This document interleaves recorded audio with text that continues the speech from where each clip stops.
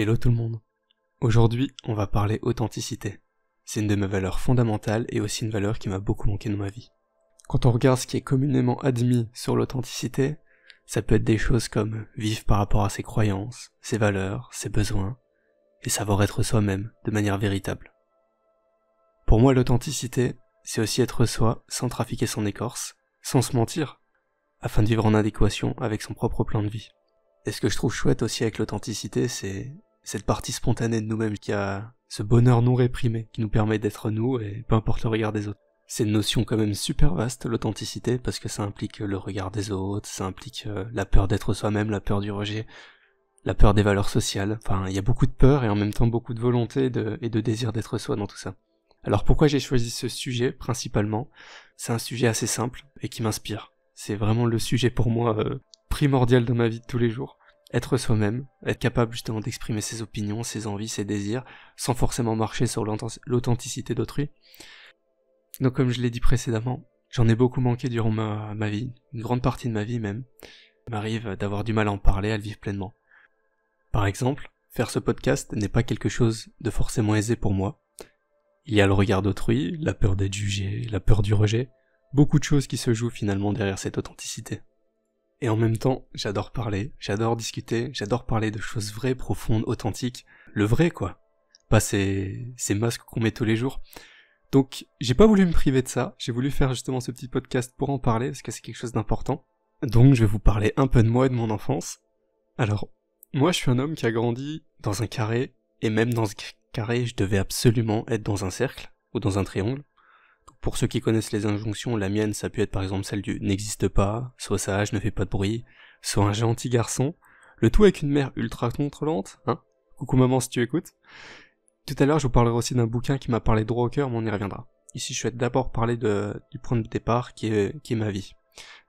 Donc, c'est avec ces injonctions que j'ai grandi et que j'ai fait face à la vie. Je me suis naturellement, avec des grosses guillemets, retrouvé à vouloir faire plaisir aux autres en permanence, et ça m'a amené souvent à contribuer à la vie des autres. Un peu comme un caméléon finalement. J'étais en permanence là à vouloir satisfaire les besoins d'autrui, me demander ce qu'ils pensaient de moi, ce qu'il fallait faire pour être aimé, et retenez bien cette phrase, hein, ce qu'il fallait faire pour être aimé. Cela pouvait être d'être par exemple toujours d'accord avec l'avis des autres, dire oui quand en réalité je voulais dire non, ne pas savoir poser mes propres limites afin de garder l'image de la personne gentille, accessible, serviable en toutes circonstances. Ce point-là, ça amène la notion d'engagement, je ferai un autre podcast à ce sujet, parce que je pense que ça mérite un podcast à part entière. Authenticité et amour de soi, pour moi c'est deux valeurs qui sont étroitement liées. L'amour de soi amène l'authenticité, et l'authenticité amène aussi à l'amour de soi. C'est justement lorsqu'on connaît ses forces, ses faiblesses, ses imperfections, qui ne sont pas forcément aux yeux de tout le monde, mais que l'on catégorise comme imperfections, que l'on est capable justement de se voir dans son entièreté. Lorsque l'on s'aime soi-même, on n'a plus besoin de l'approbation des autres. Après je dis pas qu'il faut vivre en autarcie, ne pas vivre en communauté, mais il y a une différence entre chercher absolument l'amour chez autrui et la trouver en soi pour ensuite vivre en communauté. La différence, elle est énorme. Alors, je vous ai préparé une petite liste pour parler de ça. Le premier point, c'est la connaissance de soi. Vous allez me dire, oui, mais la connaissance de soi, qu'est-ce que ça apporte justement sur l'authenticité? Ben justement, la connaissance de soi, ça implique d'aller explorer ses valeurs, ses croyances, ses désirs, ses émotions véritables. Je dis pas de tout savoir à 100%, mais d'avoir quand même une bonne vision là-dessus, qu'on est capable de savoir ce qui nous correspond ou pas. Et si ça nous correspond, ça va nous donner des envies, des désirs, on sera capable de respecter ce que l'on aime, tout en sachant ce que l'on n'aime pas à côté. On est souvent en clair sur ce qu'on n'aime pas, mais très peu sur ce que l'on aime. Donc c'est aussi important de savoir ce que l'on aime. S'aimer soi-même, c'est aussi avoir une compréhension intime de ses forces, de ses faiblesses. Et à ce point-là, je voudrais ajouter une nuance, parce que c'est important. Quand je dis acceptation de ce que l'on est, une connaissance intime de soi, pour moi c'est aussi accepter ses parts d'ombre, sans vouloir les transformer en lumière. L'idée c'est pas de devenir des lampadaires de bienveillance, pour moi on est à la fois ombre et lumière, et c'est très bien comme ça. Le second point que je veux aborder, c'est l'expression honnête. Une expression honnête et authentique, c'est une forme d'amour de soi car elle montre que l'on valorise suffisamment son propre point de vue pour pouvoir le partager avec les autres. Et là la peur du rejet peut apparaître. Ce qui amène au troisième point, l'alignement de nos actions et de nos valeurs. Je parlais de caméléon pour moi tout à l'heure, mais je pense qu'il y a aussi beaucoup de personnes qui sont dans ce cas. Peut-être que finalement cette congruence que l'on a entre nos actions, nos valeurs, nos pensées, nos émotions, c'est peut-être ça le pouvoir d'attraction qui nous permet d'être authentique. Et si justement on arrive à être congruent avec toutes ces valeurs, nos pensées, nos émotions, ça nous donne une force, une espèce de pouvoir finalement, le pouvoir d'être soi, les personnes qui rayonnent, comme on dit, les personnes qui sont un peu solaires. Vous avez déjà tous vu des personnes ou été avec des personnes pour qui le regard des autres n'était pas si important que ça, et finalement vous vous sentez bien, il y avait une espèce de spontanéité, ça se reconnaît, ça se ressent, c'est dans le ressenti. Il y a une sorte de présence qui se passe, et je trouve ça beau. Et le dernier point que je voudrais aborder, c'est les relations authentiques. Lorsqu'on est authentique, on est capable de faire preuve de résilience sur beaucoup de choses, et on est aussi capable d'attirer des relations qui sont basées sur la véritable compréhension. Et quand je dis véritable, je pèse mes mots. On vit dans une société où on a vite tendance à accuser tout le monde d'être un pervers narcissique ou de rejeter la faute sur un conjoint, un mari, un ami, peu importe. Je pense aussi qu'on a une grande part là-dedans, et lorsque justement on a cet amour de soi, cette estime de nous-mêmes, on est capable de mettre des limites saines. Et qui dit limites saines, dit compréhension, amour de soi. Qui dit amour de soi, amène à l'authenticité. En résumé, c'est un petit chemin qui commence à se créer, et plus on s'aime, plus on devient authentique. Alors, c'est bien beau de parler d'authenticité, d'amour de soi, mais ça reste des mots. Donc vous pourriez me dire, mais toi Jordan, comment tu fais? Bon, là aussi j'ai préparé une petite liste de pratiques à faire qui peuvent vous amener petit à petit à ça. Bon, la première, je pense que c'est celle qui est le plus couramment utilisée partout, peut-être à outrance sur beaucoup de points, c'est ce qu'on appelle la pleine conscience. Pour moi, je pense pas qu'on peut être en pleine conscience permanente, parce que sinon il y aurait pas d'inconscient, mais ça peut être simplement commencer à méditer, se connecter à son corps, se connecter à ses pensées, son ressenti, en fait simplement découvrir son monde intérieur. Donc ça commence aussi par savoir ce que l'on aime, savoir comment est-ce qu'on se sent dans son corps, ce genre de choses. Bon, en tant que sophrologue et hypnothérapeute, déjà je peux vous conseiller des visualisations, mais simplement déjà la respiration.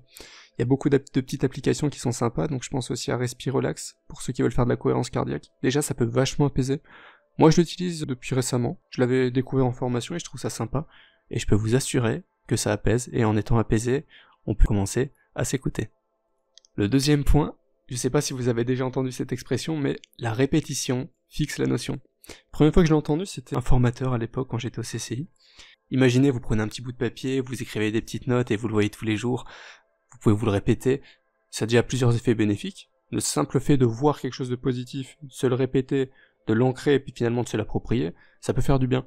Pas d'outrance, comme je l'ai dit tout à l'heure, pas de lampadaire de bienveillance, effectivement. Des personnes qu'on peut appeler les cuculapralines, les oiseaux qui vivent dans la bienveillance permanente, pour moi c'est pas de l'authenticité non plus. Par contre, pour les personnes qui sont cruellement en manque justement de positivité, qui sont sans cesse dans des ruminations, dans des choses qui peuvent être dark même parfois, je trouve que ça fait du bien. Je le recommande aux consultants que j'ai, je l'utilise pour moi-même. Je me fais même des petites visualisations où je m'enregistre moi-même avec ces petits mots doux que je me mets, et ça fait du bien, donc je vous le conseille.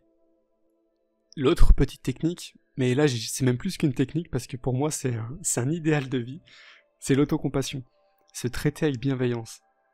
Finalement, votre meilleur ami, c'est vous-même, mon meilleur ami, c'est moi-même, on sera toujours là pour soi, donc faut bien le comprendre. Donc, autant se traiter avec bienveillance, se traiter avec amour, connaître ses limites, faire attention à soi, quand quelque chose n'est pas correct pour nous, faire attention, quoi. Bienveillance envers soi-même, compassion envers soi-même. Et pour faire cela, c'est simplement regarder déjà comment est-ce qu'on parle de soi, comment est-ce qu'on prend soin de soi. Par exemple, ça peut être le soin qu'on apporte à notre corps, le soin qu'on apporte à ce qu'on mange, si on fait un peu de sport. Ça peut aussi être la nourriture, on va dire, spirituelle, ce qu'on regarde.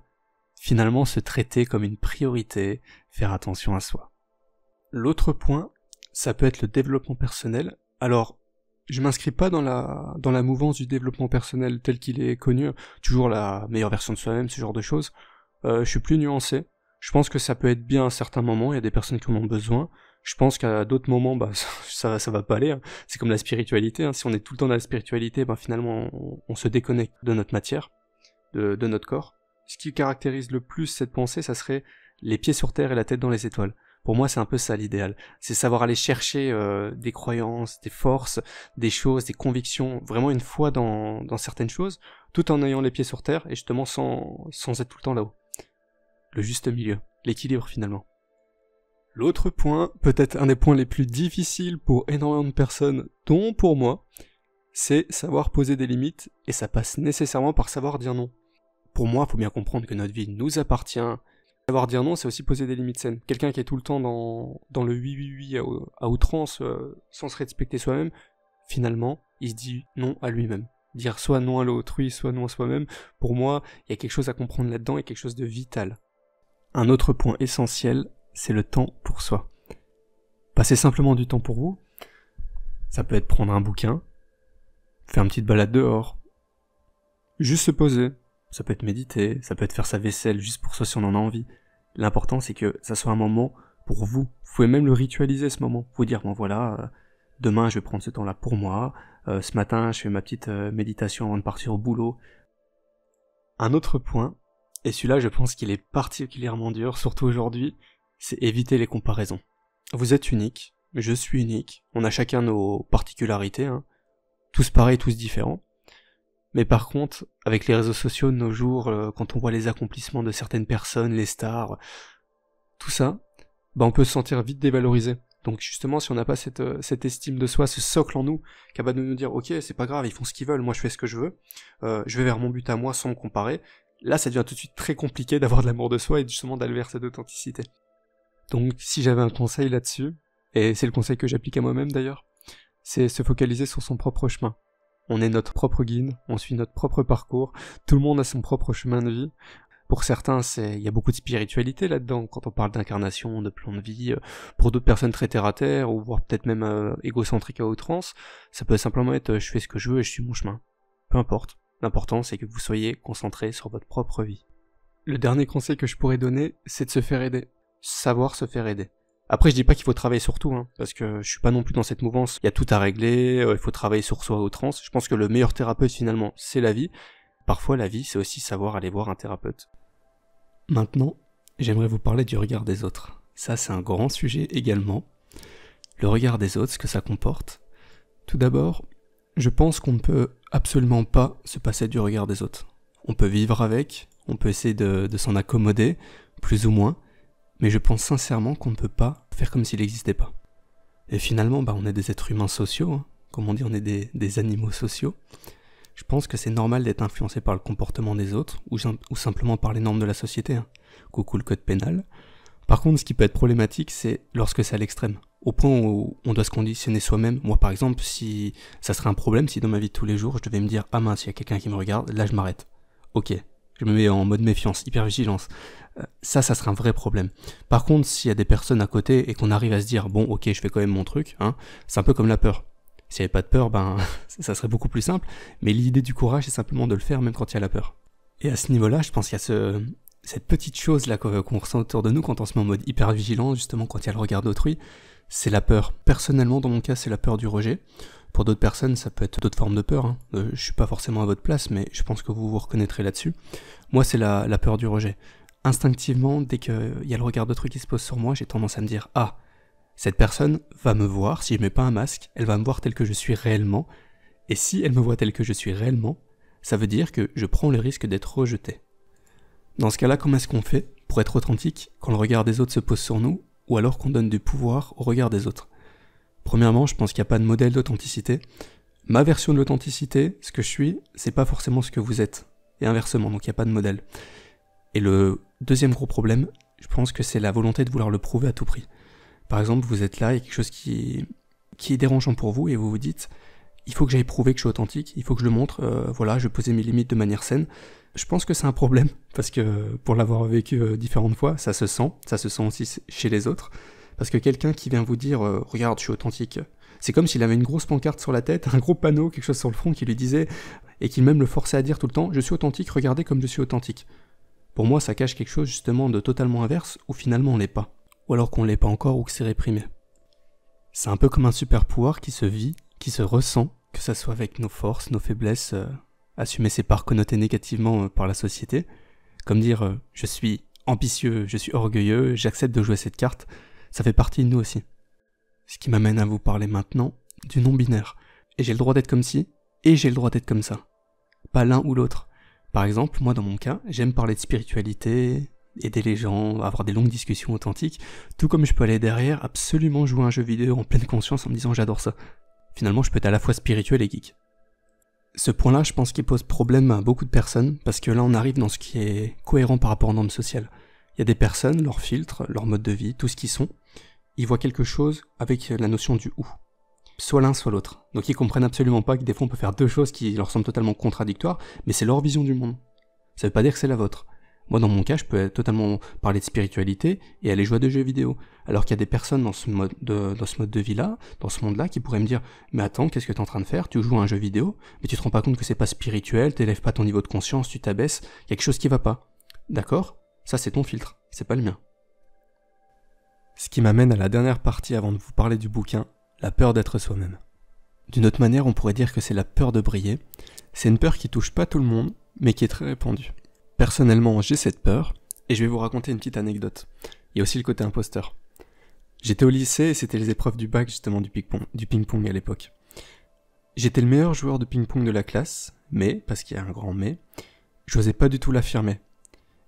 Et je laissais faire les personnes qui étaient moins bonnes que moi aller aux meilleures tables.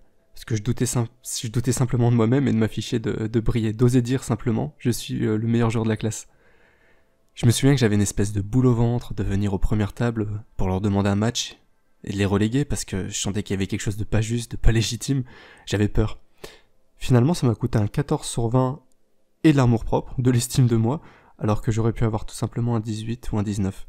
C'est simplement pour vous dire que quelque chose m'a pris aux tripes ce jour-là. La peur de briller peut avoir plusieurs origines. Je vous ai parlé de mon éducation tout à l'heure, que je devais être un triangle dans un carré ou un carré dans un triangle. Et même dans ce triangle, je devais encore faire attention à me comporter bien. Je pense qu'il y a une grande partie qui vient de l'enfance et de l'éducation, et des attentes parentales. Que ce soit les parents, les figures d'autorité qui peuvent imposer des attentes strictes, idéalisées, démesurées, que l'enfant ne pourra peut-être même jamais atteindre, et si ça lui correspond pas, c'est encore pire. Il peut y avoir aussi des critiques, des punitions fréquentes ou pas, des comportements jugés inappropriés qui peuvent entraîner une peur de l'expression, justement, l'expression authentique après. Le deuxième point, c'est celui qui m'a le plus parlé, outre le fait que j'avais une mère très contrôlante au niveau de l'enfance, c'est le rejet social. Alors, en primaire, j'étais dans une école d'application, c'était super, j'avais plein d'amis, j'ai même rencontré des meilleurs amis que je compte encore aujourd'hui, donc j'ai 30 ans, j'en connais certains depuis 27 ans. Le problème a commencé quand j'étais au collège, par exemple. Là, je suis arrivé dans le système vraiment public. C'était très difficile de me faire des amis. Je me souviens que j'avais un seul ami, j'espère qu'il entendra ce podcast, qui s'appelait Anthony. Et à l'époque, c'était mon seul ami. J'avais vraiment personne, donc on était tout le temps tous les deux. Parce qu'il y avait un rejet social. Je me sentais vraiment exclu. Le collège a été horrible pour moi. Et quand je suis arrivé ensuite au lycée, là c'était encore pire, parce que j'avais même plus cet ami. J'ai vécu de la phobie scolaire, on peut dire ça, de l'harcèlement. Donc voilà, je pense que la peur de briller, la peur d'être soi-même peut aussi venir du rejet social et de la phobie scolaire. L'exemple typique, je pense que c'est l'expression de soi. Pour une personne qui avait tendance à être, on va dire, créative, spontanée, parler, parce que la spontanéité c'est aussi lié à l'authenticité, subir ce genre de rejet, de phobie, ça peut vite mettre dans des cases et la personne peut se dire non, je veux pas, je veux être discret, il faut pas que je me montre. Si je me montre, ça va pas être bien vu. Si je me montre, les autres vont me voir. Et si les autres me voient, je prends le risque, encore une fois, soit d'être harcelé, soit d'être jugé, critiqué. Ça peut être confrontant. Ça a été mon cas, je pense, parce que j'étais quelqu'un quand même d'assez enfantin, un rieur, qui faisait des blagues. Je suis comme ça même aujourd'hui. Je cultive d'ailleurs cette part d'enfant. Et j'ai dû la brider longtemps parce qu'on me disait mais t'es un gosse, faut pas faire ci, faut pas faire ça. Donc du coup, naturellement, ce que j'ai fait, c'est que je me suis contorsionné, j'ai commencé à prendre une figure stricte d'adulte, même si c'était pas forcément moi. Et je pense pas que forcément c'est la bonne chose à faire. Je pense le mieux, c'est d'être un adulte avec une part d'enfant. Et vouloir absolument être rigide tout le temps, c'est pas forcément la bonne chose pour moi. Si ça progresse, ça peut même devenir de la honte, de la culpabilité envers soi-même. Culpabilité, j'y reviendrai, je pense, dans un prochain podcast, parce que c'est un sujet très long, il y a beaucoup de choses à dire aussi. Finalement, c'est être son propre juge, et j'ai eu mon petit juge intérieur aussi. Honte et embarras, il y a des expériences qui peuvent, lorsqu'on se sent très honteux, sali même, je pense que le terme est bien choisi là, lorsque on se sent très sale, ça peut nous bloquer sur certains points. Alors moi j'ai une anecdote là-dessus, encore une fois, j'ai beaucoup d'anecdotes, normal, je parle de moi. J'avais quel âge ? J'avais 12 ans, je crois. J'étais avec un ami qui s'appelait Youssef à l'époque. Et en fait, on avait décidé, il faisait chaud, c'était un été, d'aller se baigner dans une fontaine publique. Et on était... je me souviens, ça me fait rire maintenant. On était en caleçon à l'époque, on s'était vraiment mis en maillot de bain de ça pour aller se baigner dans une fontaine publique. Donc imaginez à quel point je pouvais m'en foutre à l'époque, de me dire tiens, je vais aller me baigner dans une fontaine publique, mais dans une rue extrêmement passante en plus. Juste parce que j'avais envie, et parce qu'il faisait chaud. On avait fait ça, et je me souviens qu'à l'époque, on avait croisé plein de jeunes de notre classe qui étaient venus, et qui s'étaient foutus de notre gueule, qui nous avaient insultés en disant qu'on était crades, qu'il y avait des SDF qui pissaient dans l'eau. Je me souviens que je m'étais senti très honteux après ça, mais en même temps, je trouve que j'avais une espèce de force, une puissance intérieure de me dire à l'époque, je fais ce que je veux, et tant pis. Donc merci Youssef, je sais pas si t'entendras ce podcast un jour, mais sache qu'à l'époque avec toi, je pouvais vraiment être authentique et on faisait des trucs dingues et je me sentais bien. Donc voilà, si tu passes par là, coucou, et gros bisous. Je vais parler d'intuition maintenant, pour clôturer ce point. L'intuition c'est important parce que ça permet de savoir quand est-ce qu'on doit continuer, quand est-ce qu'on doit s'arrêter. C'est la différence justement entre l'abandon, quand on abandonne quelque chose, parce qu'on n'arrive pas, on n'ose pas, ou qu'on lâche prise et qu'on se dit c'est plus pour nous. Je pense que les personnes qui ont résisté, qui ont persisté malgré tous les obstacles et les rejets qu'ils ont eus sur leur chemin, en restant fidèles à leurs valeurs et eux-mêmes, à leur vision, ont réussi finalement à être authentiques et à être eux-mêmes. Je pense qu'elles ont eu le courage de faire face à leur peur, de se montrer authentiques, même lorsqu'elles risquaient d'être critiquées, jugées, ce genre de choses. Ça a finalement un impact positif. Je trouve que les personnes qui sont capables de faire ça, on en connaît tous finalement, que ce soit des personnes sur internet, dans notre entourage, des personnes qu'on appelle têtues, bornées, mais qui finalement dans leur bornitude, dans leur tétucité, ont réussi à être eux-mêmes. C'est un impact positif parce que je trouve que ça rend les gens spontanés. Les gens spontanés, ça contamine de positivité, on va dire. Ça contamine les autres, les gens ont envie d'être pareils. Finalement, ça fait sortir des carcans. On se sent plus libre avec des personnes comme ça. Moi, ça m'inspire, je me sens bien avec des personnes comme ça. J'en écoute, j'en observe, j'essaie de l'être. Je le suis des fois je le suis pas. Voilà. Ce qui fait que maintenant, je vais pouvoir vous parler et du bouquin dont je voulais vous parler qui s'appelle « Avoir le courage de ne pas être aimé ». Le courage de ne pas être aimé de Koga Fumitake. Alors ce livre, ça explore la philosophie de l'adlérisme qui se concentre sur l'individualité et la libération des attentes des autres. Vous connaissez tous, je pense, Jung, ou alors Freud, les plus grands, et le troisième plus grand, celui qu'on parle un peu moins, dont on connaît un peu moins, finalement c'est Adler. J'ai trouvé ce bouquin formidable. De quoi ça parle ? En réalité, c'est un dialogue entre un philosophe et un jeune homme qui n'ont pas du tout les mêmes points de vue.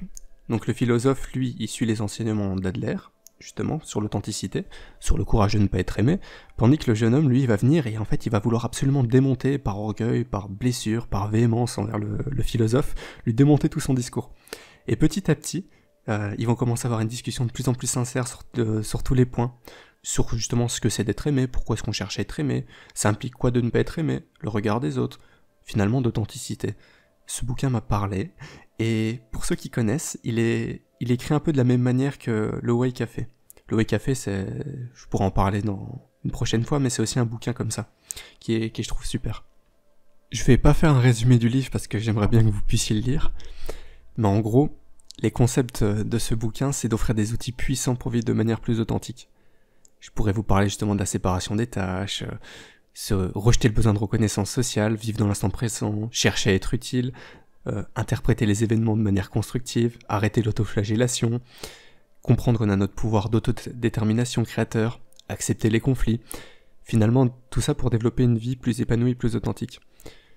Ce que je pourrais dire sur ce point, c'est que si on appliquait seulement, on va dire, allez, deux de ces pratiques, justement la séparation des tâches et le regard des autres, ça permettrait déjà d'être plus authentique et plus épanoui. Donc voilà, si j'ai un conseil à vous donner, c'est de lire ce bouquin.